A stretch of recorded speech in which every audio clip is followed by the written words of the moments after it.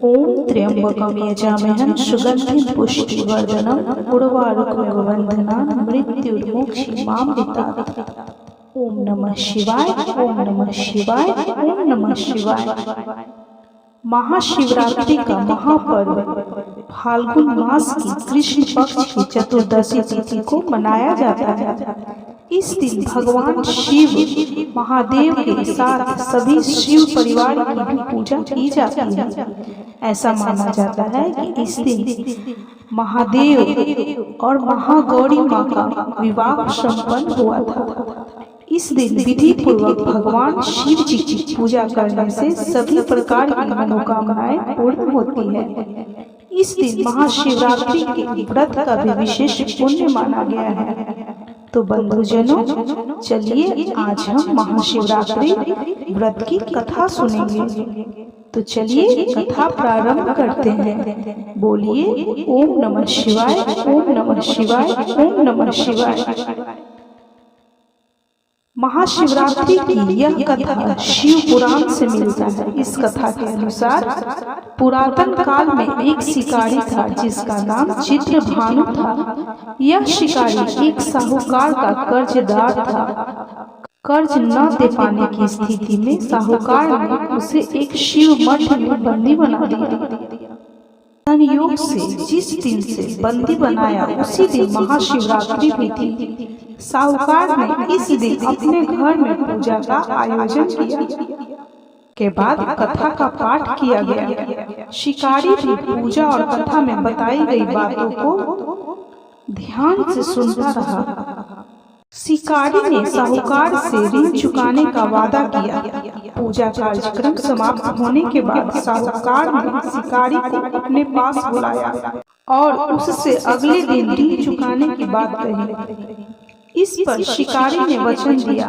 साहूकार ने उसे मुक्त कर दिया। शिकारी जंगल में शिकार के लिए आ गया।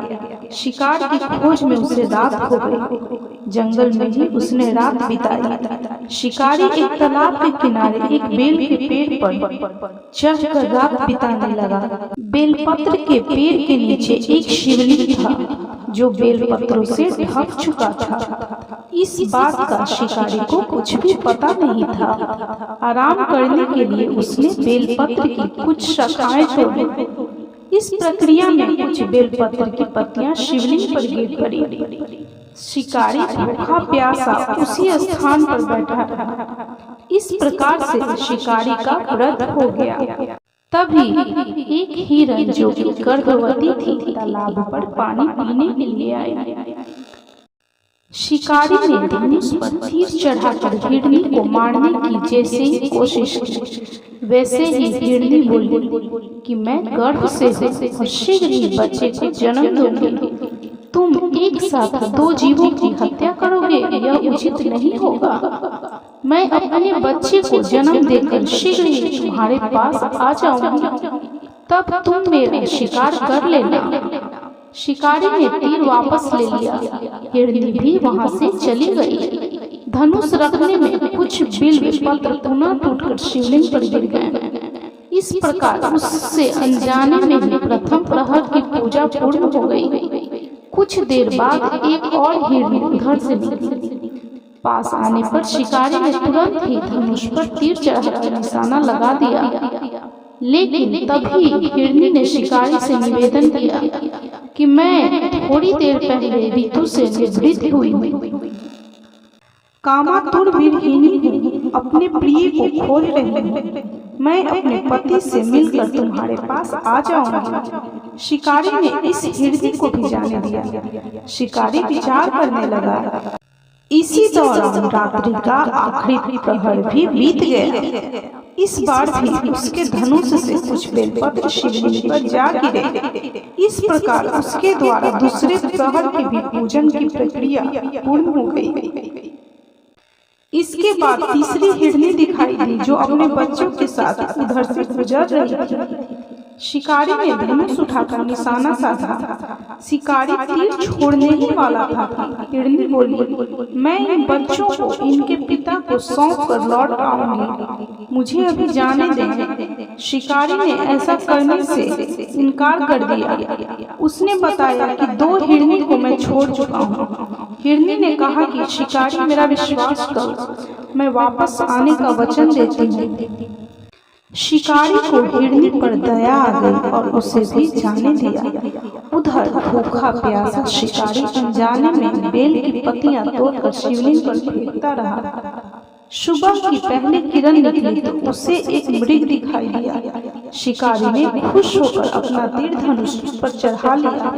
तभी मृग ने दुखी होकर शिकारी से कहा, यदि तुमने मुझसे पूर्व आने वाली 3 हिरनियों और बच्चों को मार डाला है तो मुझे भी मार दो। देर न करो, क्योंकि मैं यह दुख सहन नहीं कर सकता हूँ। मैं उन हिरनियों का पति हूँ। यदि तुमने उन्हें जीवन दान दिया है तो मुझे भी छोड़ दो, मैं अपने परिवार से मिलकर वापस आ जाऊंगा। शिकारी ने भी उसे जाने दिया। सूर्य पूरी तरह से निकल आया था और सुबह हो चुकी थी। शिकारी से अनजाने में ही व्रत, रात्रि जागरण, सभी प्रहर की पूजा और शिवलिंग पर बेलपत्र चढ़ने की प्रक्रिया पूरी हो चुकी थी।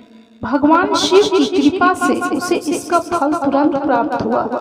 भगवान शिव की कृपा से शिकारी का हृदय बदल गया। शिकारी का मन निर्मल हो गया। कुछ देर बाद ही शिकारी के सामने संपूर्ण मृग परिवार मौजूद था ताकि शिकारी उनका शिकार कर सके, लेकिन शिकारी ने ऐसा नहीं किया और सभी को जाने दिया।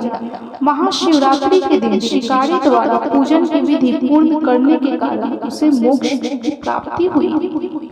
शिकारी की मृत्यु होने पर यमदूत उसे लेने आए तो शिवगणों ने उन्हें वापस भेज दिया। शिवगण शिकारी को लेकर शिवलोक आ गए। भगवान शिव महादेव की कृपा से ही अपने इस जन्म में राजा चित्रभानु स्वयं के पिछले जन्म को याद रख पाए और महाशिवरात्रि के महत्व को जानकर उसका अगले जन्म में भी पालन कर पाए। तो बोलिए, कर्पूर गौरव करुणा अवतारम संसार सारम भुजगेंद्र हारम सदा वसंतम हृदयारविंदे भवम भवानी सहितम नमामि। ओम नमः शिवाय, ओम नमः शिवाय, ओम नमः शिवाय। बंधुजनों, महाशिवरात्रि की यह कथा संपन्न हुई। यह कथा आपको कैसी लगी कमेंट जरूर करें और इस कथा को जितना हो सके शेयर कीजिए। यदि आपके द्वारा इस कथा का महत्व कोई और भी सुनेगा तो उसका पुण्य फल आपको जरूर प्राप्त होगा। तो बोलिए, ओम नमः शिवाय, ओम नमः शिवाय, ओम नमः शिवाय। यह वीडियो कैसा लगा कमेंट जरूर करें और यदि वीडियो अच्छी लगी हो तो कृपया लाइक कीजिए, शेयर कीजिए और चैनल को सब्सक्राइब करना बिल्कुल भी ना भूलें।